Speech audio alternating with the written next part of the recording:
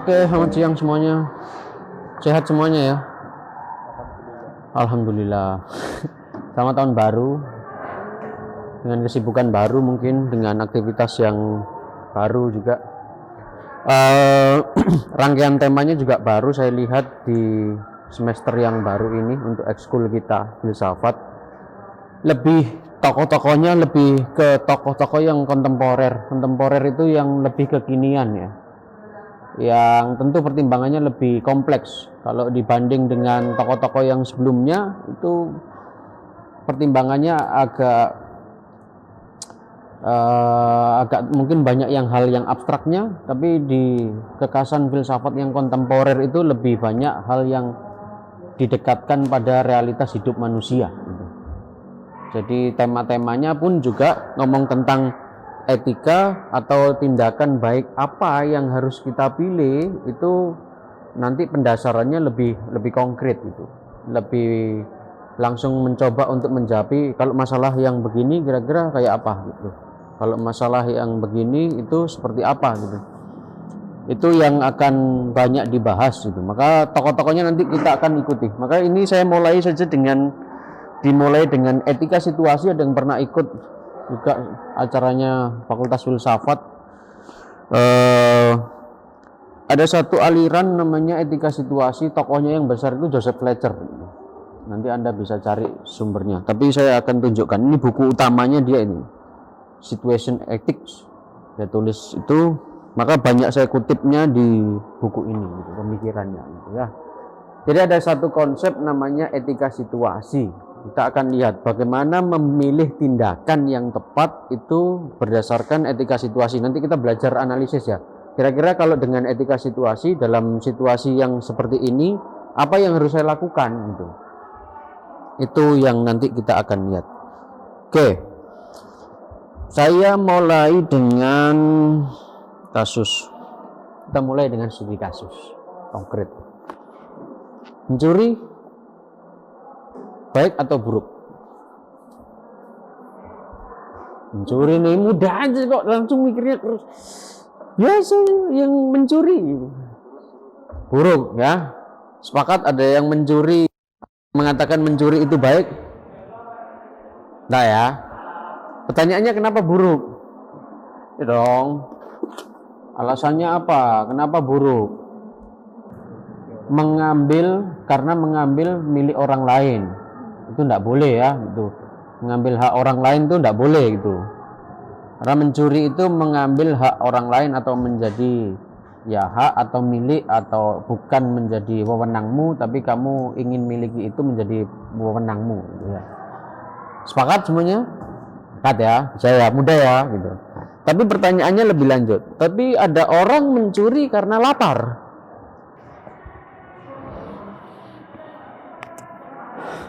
Boleh enggak? Enggak boleh juga. Nanti ya enggak boleh, karena saya perjelas konkret situasinya. Saya ini lapar, sudah sekian hari tidak makan. Oke. Terus saya di sebuah toko, waktu itu kebetulan penjualnya lagi tidak ada di tempat gitu. Dan saya lapar bener nih. Kalau enggak saya gawat ini. Sekarang sudah beberapa hari tidak makan. Boleh atau tidak? Enggak boleh. Tidak boleh. Alasannya? Karena apa ya? Di saat yang lain sedang bekerja untuk menghidupi dirinya sendiri, bahkan ada beberapa kesulitan untuk mencari makan, dia malah nganggur, nggak bekerja, tapi malah memilih dengan cara instan gitu. Oh oke. Karena ya tetap harus bekerja gitu ya, paling mudahnya. Saya perdalam kemudian. Kalau saya tidak ada yang mau mempekerjakan saya ini bukan nggak mau kerja, tapi memang sudah cari kerja kemana-mana, tidak dapat. Payahlah hidup saya ini, sudah gelandangan. Kalau misalnya sudah cari kerja, tetap nggak dapat kerja buat apa? Saya nggak bisa ngomong soal itu. Nggak bisa. Nggak bisa. Ya, oke. Terima kasih. Agak rumit ya. Oke, ada yang punya pendapat lain? Anda diminta pendapat nih. Apa yang baik menurutmu? Oke, kita tadi di awal tadi kasus pertama sepakat ya, mencuri itu buruk. Oke, baik. Tapi situasinya lebih detail lagi nih. Mencuri karena lapar itu ya. Yang lain, ada yang punya, coba aja. Trial aja. Tergantung dari Tergantung pandangannya. Maksudnya gimana? Bisa diperjelas? misalnya yang mencuri tadi kan terpaksa karena Yes. dia udah berusaha untuk misalnya bekerja tapi nggak dapat apa-apa. Tapi Betul. dia di saat yang sama membutuhkan makanan untuk hidup. Betul. Jadi mau gimana lagi ya dia harus mencuri biar Mm-mm. bisa bertahan itu. Tapi kalau misalnya kita kasih kayak pandangan dari orang pedagangnya kan dia nggak tahu apa-apa dari pencuri itu. Jadi Betul. dia akan menganggap orang itu salah melakukannya. Bagi pedagang, orang itu salah. Iya. Tapi bagimu yang tahu misalnya ini tetangga saya 3 hari, atau orang kampung tidak ada yang perhatian sama dia, orang sekitarnya tidak ada yang peduli, gitu. Boleh atau tidak? Abu-abu sih kok kayak gini. Abu-abu. Kenapa abu-abu? Ada yang membebanimu atau apa? Kenapa abu-abu? Karena bisa dibilang salah dan benar. Salahnya di mana menurutmu? Karena dia mencuri. Mencuri sesuai Tapi- peraturan, mencuri tidak boleh. Tapi benernya ya karena dia pertama dia lapar, nggak bisa kalau misalnya nggak makan nanti dia meninggal. Mm-mm. Dan kedua kalau misalnya aku sudah tahu keadaannya tapi nggak bisa membantu kan berarti ya salahnya aku. Dia Oke. mau gimana lagi? Oke, terima kasih. Baik, mau coba? Kalau menurut saya bisa aja kan dia kayak minta makanan ke orang lain tapi dalam bentuk kayak misalnya buah atau sayur. Mm-mm. Nah, kan biasanya ada bijinya tuh. Dia makan misal makan apel gitu terus ada bijinya. Bijinya ini kan nanti bisa dia tanam. Setelah itu tumbuh, dia bisa makan itu atau bahkan dia bisa jual lagi ke orang Oke, untuk dapat uang dan beli makanan yang lain. oke, Untuk kerjaannya mungkin nanti jadi yang berhubungan dengan apa sih? Tumbuh-tumbuhan itu. oh oke. Minta dulu, berarti jangan curi nih gitu. Iya. Kamu mau bilang jangan curi lah gitu, tak boleh mencuri. Tapi kan tumbuhnya lama. Ya kan tadi aku bilang minta buahnya sih yang jadi dulu. Oke, Terus misal minta berapa biji, 2 atau 3, Dua. dikit aja lah. 2 habis Gak 1 usah. hari nanti. 2 itu Kita kita harus realistis ya. berhemat. Kita nggak boleh ngarang bahwa 2 buah apel itu habis dalam waktu berapa hari sih gitu. Tapi kan minta ke orang tuh kayak bisa banyak, nggak cuma minta ke satu orang, bisa minta banyak orang gitu. Nah, itu masalahnya. Nanti kalau ada minta terus nih dari hari ke hari itu. Kan ganti orang, beda orang. Oh, oke, Misalnya tetap ke ini minta, apel, minta ini jeruk. tetap diupayakan, berarti jalannya adalah tetap Iya. minta gitu. Iya, Jangan karena kalau mencuri. minta kan ada peluangnya 50-50 gitu. Setengah dia kemungkinan orang itu mau ngasih sama setengah orang itu nggak mau ngasih. Tapi pasti ada orang yang mau ngasih kan. Pasti kamu yakin harus usaha dulu deh, ada orang yang ngasih, ada orang yang ngasih gitu. Ada yang mau menambahkan? Terima kasih ya untuk kemungkinan jawabannya. Ya, silakan. Saya mau membuka kemungkinan jawabannya ya. Menurut saya mencuri dengan alasan apapun itu buruk.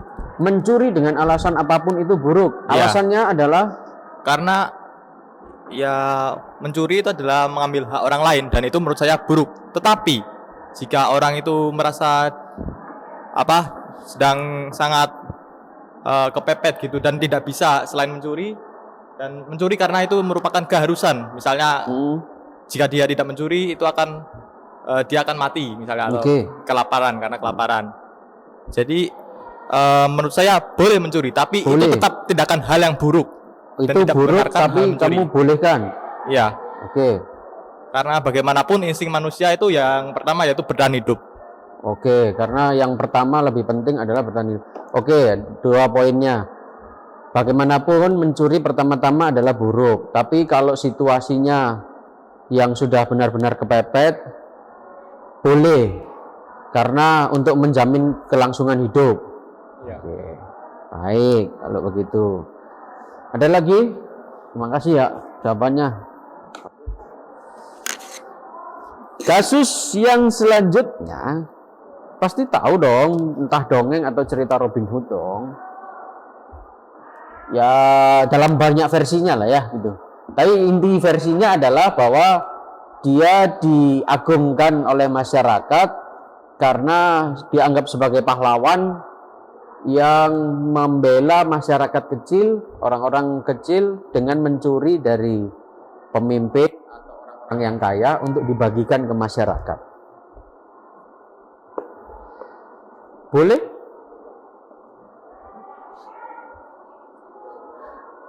Robin Hood itu baik atau tidak? Kita coba kasus aja dulu. Kita kan sebel ya, biasanya kita kalau lihat film kan juga biasanya begitu. Ada musuh yang jahat banget gitu ya. Terus ada orang yang berhasil membunuh musuhnya, itu kan kita kon kapok kon gitu. Padahal salah juga kan gitu. Boleh enggak? Baik enggak tindakan Robin Hood? Mencuri untuk dibagikan pada yang membutuhkan. Enggak boleh. Kita curi dari para koruptor aja. Oke, sepakat semuanya. Kita macam suicide ini, geng itu, tim suicide itu kan gitu. Jadi mereka itu orang-orang jahat tapi memerangi yang lebih jahat lagi. Saya punya kasus yang lebih rumit lagi. Kasus kedokteran. Ada seorang ibu ya lagi hamil besar dan menjelang kelahiran anaknya. Ya bulan-bulan akhir lah ya gitu. Tapi kemudian didiagnosa oleh dokter, ibu ini kena kanker rahim. Pilihannya oleh dokternya adalah injeksi obat kanker supaya ibunya kankernya tidak semakin meluas itu, menyebar. Tapi konsekuensinya adalah anaknya bisa jadi keguguran, meninggal. Tapi kalau tidak diinjeksi obat, ibunya yang meninggal.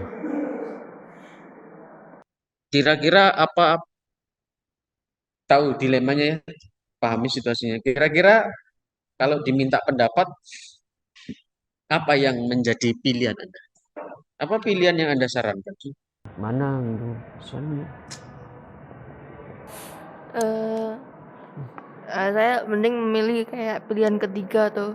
Bagaimana? Oke, pilihan ketiga apa itu pilihannya? Maksudnya kayak ibunya kan tahu kayak gini. Terus misalnya ada keluarganya, kan pasti tahu apa pilihannya mau bagaimana. Itu tergantung dari bagaimana si ibu itu mau. Jadi apakah dia ingin menyelamatkan dirinya atau menyelamatkan anaknya. Tapi jika dia menyelamatkan anaknya, maksudnya jika dia milih salah satu kan pasti ada konsekuensinya. Kalau dia milih anaknya, berarti dia meninggal. Yes, betul. Kalau misalnya dia memilih dirinya, berarti dia juga ya Anaknya meninggal. anaknya meninggal. Nah, yang kedua, kalau misalnya ibunya memilih pilihan yang kedua, apa? Membiarkan anaknya lahir. Yes. Nah, keluarganya apakah siap atau bagaimana gitu? Apakah keluarganya kayak sudah menerima pilihannya atau bagaimana? Kan akhirnya juga apa? Ibunya akan meninggal gara-gara kankernya, tapi anaknya juga akan lahir. Tapi kan meskipun lahir kan pasti anak itu membutuhkan kayak perawatan dan misalnya membutuhkan keluarga. Nah, kalau misalnya keluarganya nggak setuju, ya sama aja dong. Ibunya juga akan membuat anaknya menderita dengan cara ya memiliki keluarga yang tidak menyayangi anak itu gara-gara anak itulah alasan dari ibu atau keluarga mereka meninggal gitu. Jadi tergantung dari ibunya bagaimana dan keluarganya mau bagaimana. Ibunya, kira-kira kamu sarankan ibunya pilih apa gitu? Pilih anak atau wis bu, ibu ndak usah pengobatan gitu? Kalau melihat dari seorang ibu kan pasti menyayangi anaknya ya. Oke. Dia akan memilih Memilih anaknya sendiri. anaknya. Oke. Ada, terima kasih ya. Ada yang mau? Kalau menurut saya sih, saya masih menyarankan untuk mengambil injeksi obat kanker. Karena kenapa? Karena itu masih resiko. Dalam berarti ada sebuah kemungkinan di mana kedua bayi dan ibunya bisa selamat. Namun saya juga percaya kalau manusia itu memiliki nilai yang berbeda-beda. Misalnya nilai anak kecil itu jauh lebih berharga daripada nilai yang orang dewasa ini. Tetapi misalnya kalau bisa menyelamatkan keduanya, kenapa tidak? Walau dengan gambling, yaitu jika kita mencoba untuk menyelamatkan keduanya, yaitu anak ini atau nilai yang manusia memiliki nilai lebih tinggi ini akan mati. Nah, tetapi menurut saya meskipun nilai anak ini lebih tinggi daripada nilai orang tua ini, tapi orang tua ini masih bisa memiliki nilai. Bisa aja kalau orang tuanya ini, ibunya ini juga selamat, dan ternyata malah ibunya ini yang ternyata malah bisa berdampak lebih besar, yang ternyata bisa membuktikan bahwa nilainya lebih besar sebenarnya. Jadi menurut saya selama masih ada kesempatan untuk menyelamatkan keduanya, bisa kita selamatkan. Iya, oke, terima kasih. Selama masih ada kesempatan, saya sih akan memilih memang harus baiknya dua-duanya Pak, selamat gitu. Tapi pilihannya kamu lebih condong kemana kemudian? Tetap injeksi aja obat kankernya tadi. Injeksi aja, oke. Karena injeksi obat kanker ada kemungkinan anak akan terkena efek obat kankernya itu. Ada yang mau? Karena ini akan tema hari ini itu etika situasi berhubungan dengan bagaimana memilih tindakan itu berdasarkan situasi yang konkret seperti ini. Dihadapkan pada itu. Waktu COVID kemarin, pilihan berat dari keluarga saya adalah bapak mertua itu kan sakit COVID, kena COVID ya. Tetap melanjutkan pengobatan atau tidak melanjutkan pengobatan. Kalau tetap melanjutkan pengobatan biayanya mahal. Uangnya pasti uang tabungan kita habis semua. Tapi kalau tidak melanjutkan pengobatan itu bapak meninggal pasti. Kira-kira jadi anak milih mana gitu. Nanti kalau tidak lanjut pengobatan dikira anak durhaka lagi. Tapi kalau lanjutkan pengobatan, uang untuk anak istri habis dulu. Kita tidak makan nantinya, utang ke sana kemari, utangnya banyak. Oke, itu banyak situasi. Kita akan banyak nanti tentang itu contoh-contoh kasus yang saya coba tampilkan untuk melihat mengawali tentang etika situasi ini. Etika situasi itu kalau mau dilihat latar belakangnya adalah, coba deh cek, kerap kali atau banyak kali tindakan manusia itu di dalam memilih tindakannya selalu didasarkan pada ya wes apa yang jadi peraturan atau apa yang jadi nasihatnya ketika mulai dari kecil atau yang ada di dalam masyarakat. Cek aja. Kerap kali orang tidak mau melanggar lalu lintas hanya karena ya nanti takut ditilang polisi. Iya enggak sih? Kenapa tidak teriak-teriak di perpus? Ya dimarahi. Kenapa tidak boleh? Mungkin apa yang menjadi larangan orang tuamu? Tidak boleh pulang malam itu. Tapi ternyata itu kan kamu kalau ditanya kenapa tidak pulang malam, ya nanti dimarahi mama lah gitu. Oke. Tapi kemudian bisa enggak kemudian ada situasi kamu harus pulang malam karena nganter temenmu dulu.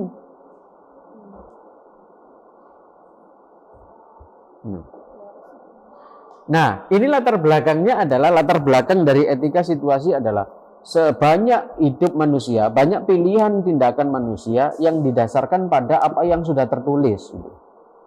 Yang jadi legal itu legalis itu yang ya hukum aja, legalismus itu strict adherence, ya aturannya apa gitu. Kenapa ke gereja? Kenapa ke berdoa gitu? Ya sudah disuruh Romo. Ya aturannya gitu. Kenapa berpuasa? Ya sudah aturannya begitu, Pak, gitu. Iya atau tidak? Coba cek deh. Yang banyak tindakan pilihan kita sandarkan begitu saja pada apa yang jadi peraturan. Ya atau enggak? Ya wis, tanpa perlu bertanya lagi, ya wis memang gitu aturannya gitu. Kenapa pakai seragam ke sekolah? Ya aturan. Nanti belum lagi ketemu suster, ya aturan, kamu tahu aturannya, aturan tetap aturan ya gitu. Kita banyak tindakan yang baik yang didasarkan pada apa yang baik itu adalah semua yang tertulis di dalam buku ini. Jadi warga negara yang baik di Indonesia ya ikuti undang-undangnya, misalnya begitu. Nih, ikuti aja di sini. Jadi warga negara yang baik gitu. Jadi pengikut agama yang baik ya ini ajarannya ya sudah ikuti aja ini gitu. Agama apapun deh gitu. Yang Islam ya Islam dengan ajarannya, yang Katolik ya Katolik, Kristen, Hindu, Buddha dengan segala macam perangkat aturannya. Dalam agama kan banyak sekali perangkat aturan. Nanti yang Islam ya harus sholat, sholat nanti ya harus wudu dulu dan lain sebagainya itu. Ada aturan-aturan. Kalau ke gereja juga gitu. Ke gereja waktunya misa ya ada aturan-aturan, ada berdiri, ada duduk, ada jongkok, itu kan kamu harus ikuti kan itu. Kalau ditanya kenapa jongkok kan, ya memang waktunya jongkok biasanya. Kenapa berdiri? Ya memang waktunya berdiri. Biasanya kalau ini ya berdiri gitu. Betul ya? Betul? Maka ini menjadi latar belakang. Ini dirancang oleh Joseph Fletcher berangkat dari kritiknya terhadap etika legalis yang dianggapnya sangat kaku. Sangat kaku itu bisa jadi orang gara-gara misalnya sebuah kita bisa kata-katai sama temen, mlebu neraka kon ngono. Mlebu neraka soalnya kon melanggar ini, wis ta ngono. Gak boleh iku. Boleh ndak?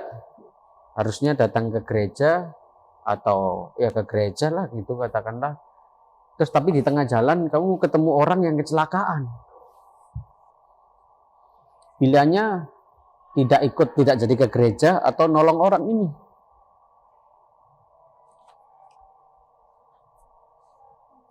Etika situasi nanti akan mengatakan bahwa nanti akan lebih memilih ya mana situasi konkret yang membutuhkan pilihanmu di sana gitu.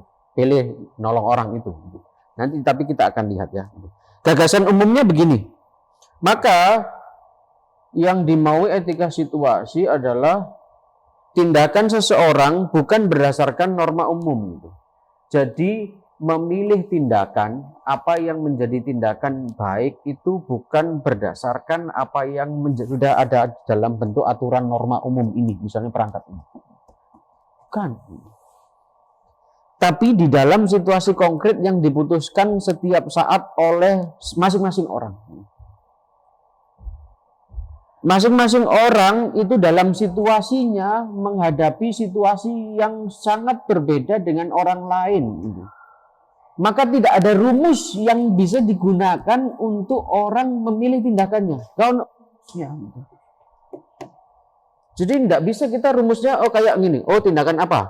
Sebentar ya saya cari. Di situ berarti kamu harus melakukan ini. Tidak ada.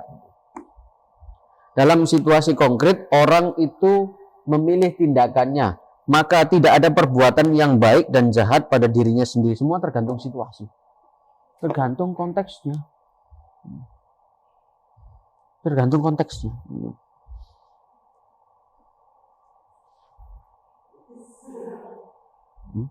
Apa ini?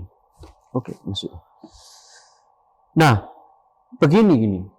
Karena apa? Karena pengalaman setiap orang itu, setiap pengalaman unik tak tergantikan.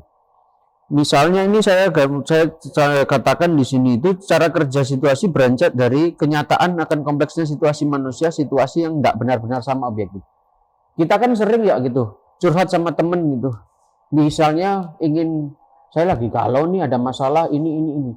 Tapi bagi Fletcher tidak ada situasi yang sama. Sudahlah. Walaupun masalahnya sama-sama tidak punya uang hari ini, tapi konteksnya bisa beda gitu. Tidak sama. Maka tidak ada rumusnya sebenarnya. Ya apa menurutmu? Lek kamu bisa gak duit ya apa gitu. Tidak sama, percuma, jangan tanya gitu. Kamu yang tahu gitu.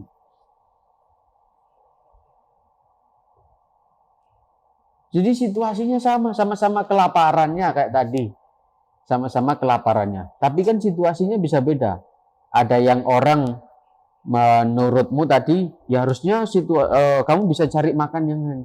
Ternyata ada situasi orang sama-sama kelaparannya kasih ini. Atau ada yang situasinya memang belum cari memang. Jadi walaupun masalahnya sama, tapi situasi itu selalu berbeda. Pengalaman konkret masing-masing orang itu berbeda. Sama-sama susah pelajaran, tapi situasinya bisa beda. Maka tidak ada rumusnya. Tanya temen itu sebenarnya kalau bagi Joseph Fletcher itu ya buang waktu aja sih. Curhat sama teman itu buang waktu aja karena situasinya beda gitu. Tidak ada situasi yang sama-sama persis konkret gitu. Paham sini? Maka siapa yang mengerti dan harus memutuskan? Ya kamu. Setiap orang dengan setiap pilihannya dihadapkan pada pilihan akan situasinya masing-masing itu memilih tindakannya. Ukurannya nanti apa? Kita akan lihat nanti ukurannya. Maka manusia adalah Tuhan atas dirinya sendiri sehingga ia tahu menentukan diri yang terbaik. Tidak usah tanya Romo, tidak usah tanya Pak Ustadz, tidak usah tanya orang lain atau apa. Kamu yang tahu. Putuskan itu deh. Yang baik untukmu. Soalnya tanya mama juga nggak jawab gitu. Ya sudah kamu ingat Fletcher aja, memang kamu yang harus memutuskan itu. Ya sedek pikirin adik gitu. Atau pikirinlah kak gitu. Yang baik kira-kira yang mana gitu. Itu nuansa, jadi itu etika situasi itu begitu. Ya uslah pikirinlah gitu. Karena kamu tahu deh mana yang baik untukmu gitu. Oke, sampai sini paham dulu. Yang bingung?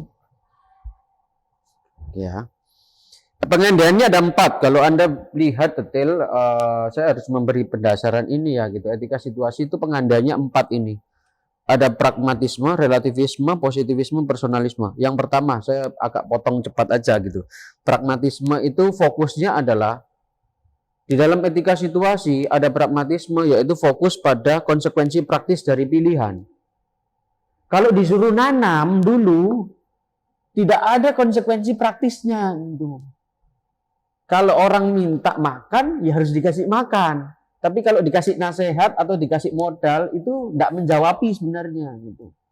Tidak ada konsekuensi praktis yang langsung. Gitu loh. Jadi pragmatis itu adalah, misalnya, ya Tuhan saya lapar hari ini, langsung turun makanan, boom. Ini. Misalnya, Pak saya lapar Pak, gitu. Terus orang lain, terus kamu tanya nasihat lain apa? Saya suruh berdoa Pak gitu. Itu tidak menjawabi konsekuensi praktisnya. Gitu. Oh lapar, yus ini saya ada duit, kamu beliin bebek di sana aja deh. Gitu. Nah itu langsung konsekuensi praktisnya menjawabi itu. Etika situasi harus langsung menjawabi konsekuensi praktisnya. Gitu. Paham dulu? Harus langsung apa yang dipilih itu harus langsung ada konsekuensi praktisnya. Gitu. Oke. Lalu yang kedua, relativisme, yaitu apa? Penilaian suatu hal berhubungan dengan hal yang lain sehingga tidak akan ditemukan penilaian objektif. Ya terikat pada situasi, tergantung situasinya. Mencuri di dalam situasi biasa itu salah. Tapi kalau mencuri di dalam situasi ada orang yang kasih saya makan, boleh bagi etika situasi. Seperti yang kamu katakan tadi gitu. Pada situasi yang biasa Ya jangan mencuri ya gitu. Misalnya ada ini komputer terus kamu bawa pulang, ya ngapain Anda itu kan gitu. Gak apa-apa Pak gitu. Anda butuh sekali komputer ini gitu. Enggak sih Pak, masih ada sih gitu. Tidak mendesak untuk membuat tidak menjamin kelangsungan hidupmu gitu kan gitu. Cuma pingin aja sih gitu. Hanya sekedar pingin aja gitu. Jadi selalu terikat pada situasi tertentu. Tidak boleh dilepaskan pada relativisme itu dari kata relatio sebenarnya hubungan dengan yang lain, konteksnya apa gitu. Harus dilihat konteksnya. Ngomong orang Surabaya kalau lagi ngomong kotor, cacuk-cacuk itu ya dengan temennya. Nggak apa-apa, baik gitu. Tapi kalau sama orang tua nggak boleh. Nggak betul itu kan gitu. Jadi ngomong kotor itu boleh Pak. Bagi orang Surabaya ya tergantung. Kalau kamu lagi di warung kopi atau sama temen, orang Surabaya kan ngomongnya kasar-kasar kan gitu. Bener nggak? Itu kalau itu etika situasi tergantung situasinya. Kalau dengan temen sopan-sopan juga apa sih kayak kan ibu kering aja kaku banget gitu kan gitu. Saya tadi habis pergi dari apa sih kan nggak enak kan ngomongnya gitu. Lalu yang ketiga, positivisme mendesak adanya pengalaman konkret, yaitu nanti kita akan fokusnya Fletcher itu nanti akan fokus di yang di sini tindakan mendesak cinta kasih ini. Demi melaksanakan dorongan iman untuk menjalankan tindakan cinta kasih. Fletcher juga dalam rangka menjelaskan juga dalam rangka ini terhadap agama gitu. Tindakan orang beragama itu perlunya bagi Fletcher ya pengalaman konkret aja yang didasari pada cinta kasih. Lalu yang keempat adalah personalisme. Jadi fokusnya kalau ditanyai gitu. Jadi fokus pertanyaan dalam etika situasi itu bukan pertanyaan kalau ada bukan apa yang dikatakan oleh hukum gitu. Tapi fokus pada siapa dapat ditolong ini gitu. Nggak boleh, bukan tanyanya, bukan aturannya apa, itu legalisme kalau gitu. Misalnya, jadi ada teman yang ngambil barangmu gitu, mencuri barangmu, nggak boleh mencuri, tapi kan kamu harus tanya, bagi etika situasi kamu harus tanya, kenapa sih kamu curi gitu? Butuh aku, tadi nggak makan pagi. Nah itu menjadi berbeda gitu. Jadi lihat situasinya, kenapa dia ambil gitu. Fokusnya etika situasi adalah kepada orang, bukan fokus pada aturannya apa, tapi pada orangnya. Siapa yang tolong, siapa yang diselamatkan oleh aturan ini. Pertanyaan dulu sampai sini bisa dipahami. 4 ini mengenai. Harus ada konsekuensi praktisnya. Lalu selalu terkait, tidak boleh dilepaskan dari situasinya gitu. Karena keputusan itu tidak lepas dari atau tidak ada di ruang hampa, selalu ada situasinya dalam yang melingkupi. Kasusnya Sambo itu agak lama gitu karena Sambo membayangkan situasinya, dia bayangkan ya saya marah gitu karena istri saya dilecehkan gitu.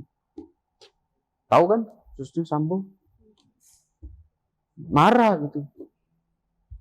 Karena kalau tidak marah, tidak boleh asal bodoh. Tapi saya marah Pak, tapinya gitu. Gimana? Situasinya adalah saya marah Pak, karena istri saya, pasangannya dilecehkan. Oke, selalu kan yang ditanya adalah konteksnya apa gitu. Kenapa kamu ngambil itu apa? Kenapa? Nah, lalu ini lanjutnya adalah sebagai ukuran. Kemudian saya akan coba jelaskan yang di sini. Hanya ada satu hal yang baik pada dirinya sendiri. Itulah cinta kasih, tidak ada yang lain. Nah, ukurannya apa kemudian? Kalau di dalam memilih tindakan ini, nanti kalian coba gunakan untuk menganalisis yang tadi ya, kasus-kasus di atas tadi. Bagi etika situasi Joseph Fletcher, dalam pertimbangan moral, subjek pelaku dibantu oleh prinsip yang selalu menghendaki kebaikan. ada satu hal yang bagi Fletcher itu yang selalu menghendaki kebaikan, bahwa yang kita cari adalah tetap kebaikan. Oke. Tapi dibantu oleh apa supaya kita tidak keliru ngambil kebaikan itu. Bagi Fletcher, cinta kasih ukurannya.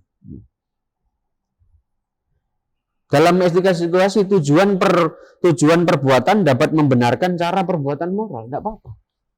Robin Hood akan betul, boleh. Tujuannya baik, nolong orang kok. Meskipun caranya juga nyuri. Gitu. Tapi betul, karena Robin Hood itu sangat mengasihi, ini sangat kasihan, tergerak lihat orang-orang yang kelaparan, terus gak punya uang, diperas sama penguasa. Sudah deh gitu. Kita ambil uangnya, terus kita sebarkan bagi masyarakat. Boleh. Bagi Fletcher, boleh. Tujuan itu bisa membenarkan cara gitu.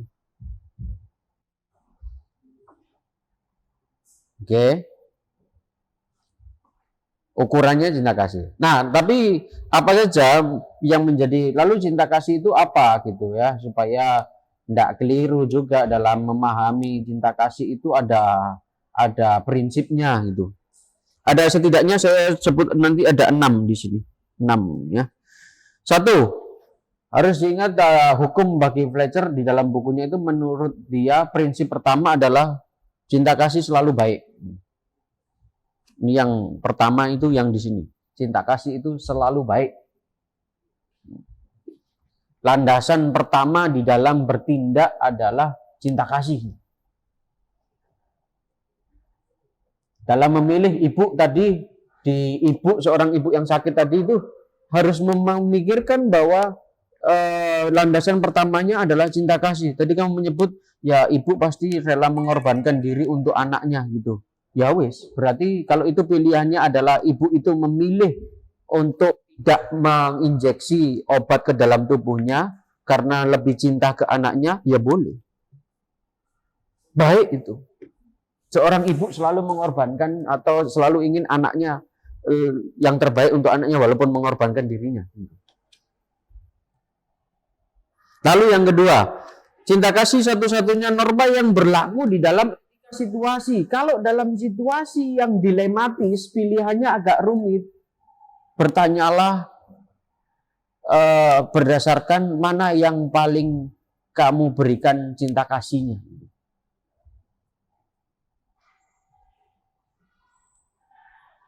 Misalnya, tidak bisa ke sekolah atau harus pulang malam, tidak ngabari mama, tapi karena menolong temen yang lagi kesusahan atau lagi nganter temen. Ya saya cinta orang tua saya, Pak, cinta mama, tapi saat ini yang paling butuh itu teman saya. Gitu. Ya, boleh, bantu aja temen. Bagi etika situasi akan begitu. Oke, yang kedua. Lalu yang ketiga, cinta kasih dan keadilan adalah hal yang sama karena keadilan merupakan cinta yang didistribusikan, diberikan ke orang tanpa menuntut balas jasa. Tujuannya adalah yang ketiga, cinta kasih ini bukan cinta kasih yang egois sebenarnya gitu. Ya, bukan egois. Artinya selfish begitu, mencintai diri sendiri. Tapi memang harus diberikan. Ini tujuannya adalah terarah kepada orang lain.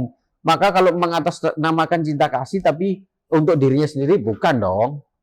Ini harus didistribusikan ke orang lain dong gitu. Maka kalau Anda mengatakan bahwa etika situasi itu etika cinta mendasarkan pada cinta kasih, itu harus dirasakan oleh orang lain. Paham ya? Paham atau enggak? Paham ya? Orang lain harus bisa merasakan dong gitu. Dari pilihanmu itu. Itu yang ketiga. Nah, lalu nanti ada tingkatan. Ini yang sering.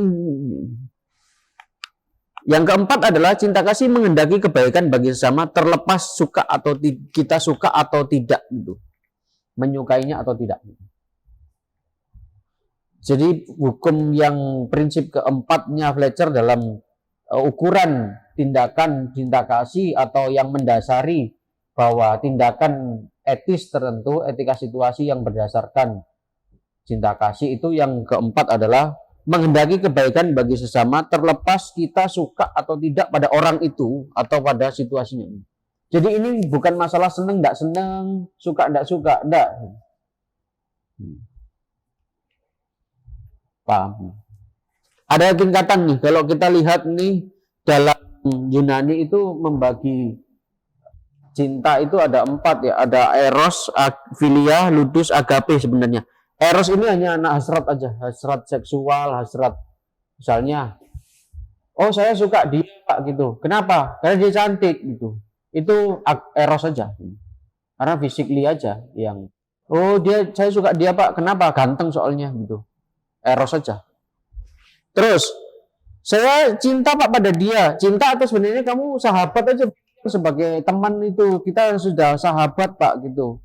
Tapi kalau dia ndak asik ya saya sudah ndak akan berteman dengan dia. Nah itu filia sebenarnya. Itu tingkat yang kedua gitu. Lalu yang keempat ya karena ini ludus itu dalam arti ya ini sebenarnya lebih tinggi tapi jarang dibahas, tapi tingkatnya lebih gini. Ya wes kita lebih dari pertemanan itu. Memang kita saling memberi kayak suami dengan istri sebenarnya. Suami dengan istri itu ya saya itu bukan lagi filia atau friendship ini ya gitu. Ya wes ya temen ya. Tapi kan kita punya hidup kita masing-masing kan. Kalau temen kan gitu. Tapi kalau dengan suami atau istri kan tidak bisa. Saya tiap hari ya ketemu istri saya kan gitu. Jadi artinya saya memberikan diri saya, istri saya memberikan dirinya juga ke saya, itu saya memberi. Tapi kalau yang keempat ini agape itu dalam arti memberi tapi tanpa meminta balik. Tidak bisa. Suami istri bukan agape ya. Saya itu juga masih nuntut istri saya, kamu juga kasih uang itu ya mbok nyapu-nyapu kayak atau apa belanja-belanja, pijeti gitu kan gitu. Tapi ini digambarkan seperti cinta itu sendiri yang memberi tanpa meminta balik. Cinta ibu kepada anak Pak gitu. Itu agape enggak menurut saya sih. Ibu saya juga nuntut balik. Oh anak sudah dibesarkan harus hormat sama orang tua ya kan. Ini agape itu bagi yang dimaui oleh Fletcher adalah yang agape ini harusnya. Ini sudah menolong, tidak usah diingat-ingat gitu. Zaman waktu pandemi kemarin kan nolong tapi diviralkan, direkam gitu lah. Ini bagi duit. Kon tak tolong dhisik saiki aku minta bantuan. Bukan, itu bukan kasih berarti gitu. Yang dimaui tingkatnya adalah agape di sini. Bisa dipahami? Cinta ibu kepada anak, menurut saya sih enggak. Masih nuntut. Iya enggak sih? Kak sing baik kok Kak gitu. Mama wis ngajari sama kamu gitu. Ya, nuntut kan. Agape itu seperti matahari yang bersinar pada orang baik dan orang buruk. Semuanya enggak pilih-pilih dia. Mau kamu baik sama saya, mau enggak baik sama saya akan tetap mengasihimu. Tak sinari terus. Oke. Nah, yang kelima, cinta kasih membenarkan caranya. Maka itu tadi itu. Boleh tindakan itu apapun yang penting dasarnya adalah cinta kasih, silakan dilakukan.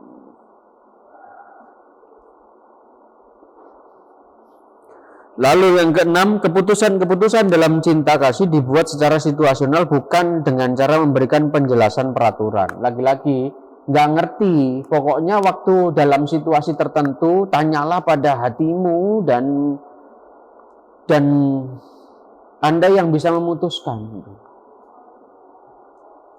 Situasi tertentu, pilihan-pilihannya banyak, lalu Anda yang bisa memutuskan gitu. Nah, tapi ada cara kerja yang bisa memastikan ya gitu. Cara kerja yang memastikannya begini. Pak, lalu cinta kasih tok enggak gitu. Ini bagi Fletcher, etika situasinya harus dirangkai dengan etika situasi itu satu dari 3 pilar yang lain itu. Dari 2 pilar ada 2 pilar lagi karena ini 3. Yang ketiga adalah yang pertama ini pada dasarnya cinta kasih selalu mengarah pada kebaikan karena pada mulanya hanya ada satu yang baik pada dirinya sendiri yaitu cinta. Kalau memilih tindakan yang pertama adalah ukurannya adalah cinta kasih. Lalu yang kedua adalah dia sebutkan Sophia. Sophia itu dalam arti kebijaksanaan gitu. Kebijaksanaan dalam penerapan kasih gitu. Bukan berarti kemudian hanya sekedar cinta tapi tidak ada kebijaksanaan. Harus rasional dong. Harus ada penjelasan rasional. Jadi tidak bisa gitu. Kenapa kalau ditanya kenapa kamu pulang malam gitu? Ya dia lu kasihan rumahnya jauh, Ma. Aku kan rumahku dekat sini aja situ. Maka ya nggak apa-apa dong aku nolong dia, kasihan loh dia. Itu sudah kasihan, itu cinta kasih 1. 2 ada penjelasan Sophia. Yang ketiga ini adalah kairos. Kairos itu bahasa Yunani, ada kronos, ada kairos. Kalau kronos itu detikan waktu kita. Kalau kronos itu adalah sekarang jam 2:04, 14:04. Itu kronos waktu kita. Tapi kairos itu momen. Maka yang ditekankan oleh Fletcher adalah cinta kasih, lalu Sophia, lalu kairos. Kairos itu momen. Momen itu ada, kalau kronos itu waktu yang kita ini, tapi kalau kairos itu orang bilangnya momen, dalam bahasa Indonesia itu sering dikatakan kesempatan. Kesempatan itu sebenarnya ingin menunjuk kairos itu ya momennya gitu. Momennya gitu.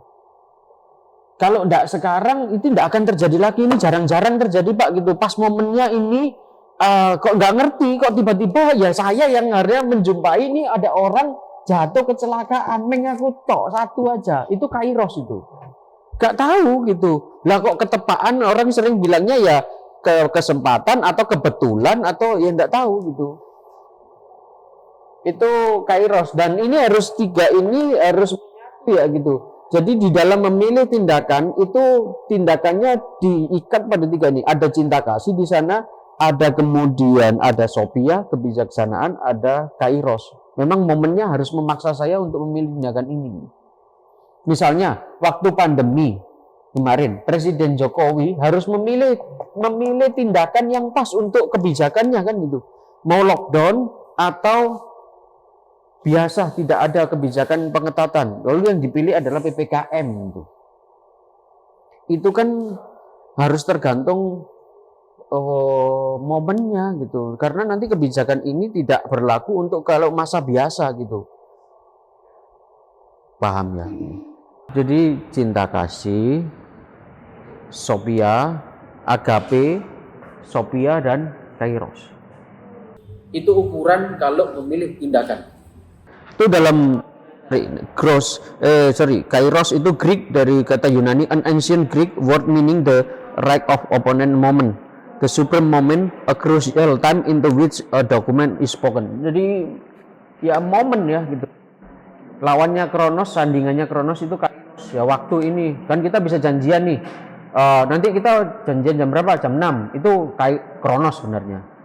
Tapi kalau bisa enggak Pak ya saya jadi presiden, ya kalau ada kairos, waktu momen peluang tertentu, ada momen di mana saya membuka peluang saya untuk jadi presiden, pandai-pandai melihat momennya gitu. Orang mau jualan kan ya harus lihat kairos ya gitu. Kalau lagi ndak masa sekarang momennya orang jualan lato-lato itu tak ini zaman iya kan gitu. Orang berlomba-lomba untuk lagi musim nih gitu lato-lato. Nanti kalau ndak musim kamu jualan itu ya kamu ndak lihat kairos gitu. Kemarin waktu rame ndak jualan, giliran sudah ndak laku kamu jualan gitu. Itu kairos itu begitu, momen masanya gitu. Yang tidak tahu siapa, yang tidak ada yang tahu juga kapan datangnya gitu.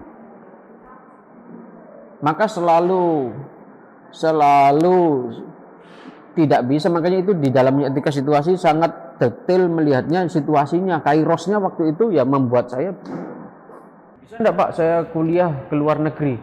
ya cari peluang lah, cari kesempatan lah gitu.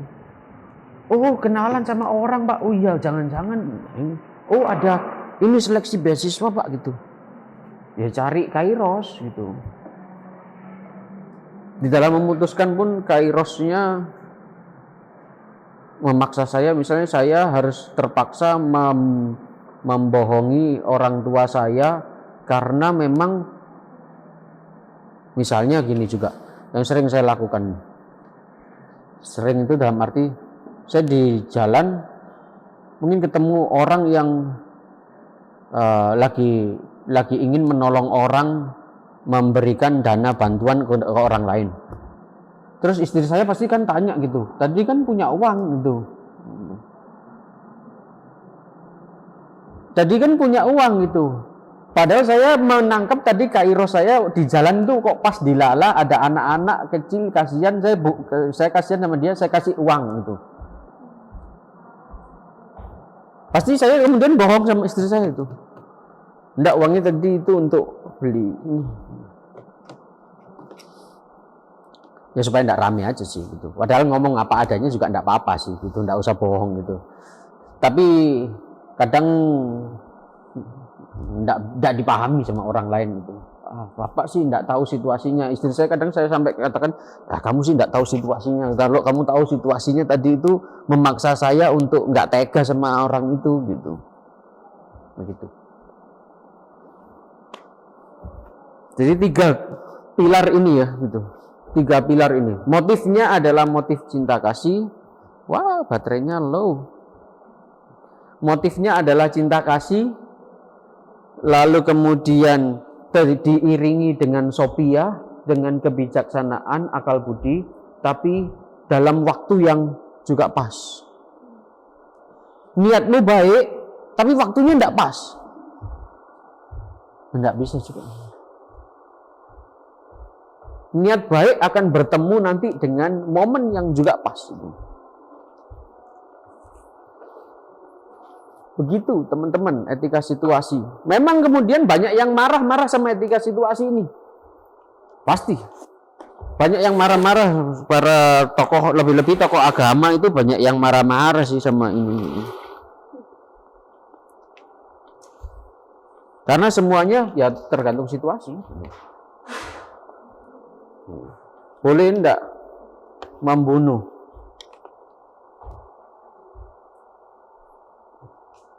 Bagi etika situasi bisa boleh. Lah saya dibegal kok mau apa itu? Iya kak. Saya mau dibegal kok gitu. Lah saya bisa bela diri. Ya saya pukul balik. Meninggal dia. Ya kan? Kita pakai ini etika situasi itu banyak dipakai, hanya kadang kita nggak sadar. Lihat aja di peraturan di traffic light di jalan raya. Ada aturan, tapi selalu ambulan kan boleh melewati apapun kan gitu. Ya enggak? Lampunya lagi merah berhenti aja ambulan boleh. Ya karena etika situasi yang dipakai di situ gitu. Situasinya adalah tadi dia bilang kemendesaan itu. Kasihan ada orang yang berjuang dengan hidupnya, masa kamu nggak kasih jalan kan gitu. Kamu tenger aja di depan ambulan gini, kamu nggak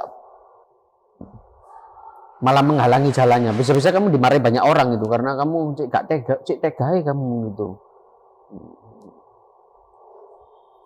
Itu kita pakai kok gitu. Etika situasi biasa beberapa kita pakai. Memang beberapa kali beberapa hal di dalamnya membuat lebih-lebih agama itu banyak yang marah-marah ya gitu. Karena tidak ada ketetapan yang tetap untuk memilih tindakan apa yang harus saya pilih gitu. Aturan itu dibuat sangat cair sama etika situasi. Malah antinomi, antinomi itu anomos itu menolak hukum. Jadi tidak perlu ada gunakan handphone sebijak mungkin, itu tidak usah gitu. Kalau lagi butuh, Pak, kamu tahu situasinya yang itu ada peraturan, gunakan handphone sebijak mungkin di perpustakaan. Lagi di telepon mama kok ya boleh lah gitu di sini gitu. Boleh lah gitu. Anda yang tahu situasinya. Misalnya makanya di kelas misalnya contoh nih di kelas nih ya, saya jadi gurumu di kelas gitu. Di kelas tidak boleh pakai handphone kan? Tapi kalau etika situasi akan ngomong, boleh silakan, kamu tahu yang kalau pas lagi ditelepon orang tua lagi gawat, masa tidak boleh? Boleh kan?